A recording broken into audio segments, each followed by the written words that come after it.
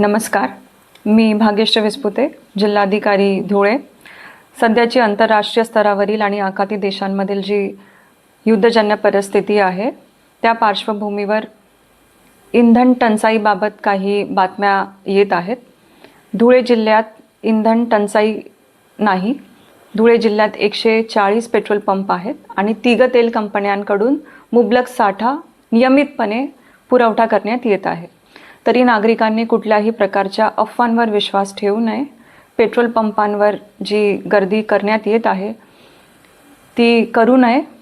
जर ह्या परिस्थितीचा फायदा घेऊन कुठलेही गैरप्रकार किंवा अनधिकृत साठा कुणी करत असेल किंवा जीवनावश्यक वस्तू कायद्याचं उल्लंघन करत असेल तशा एजन्सीजवर किंवा तशा लोकांवर कठोर कार्यवाही करण्यात येईल.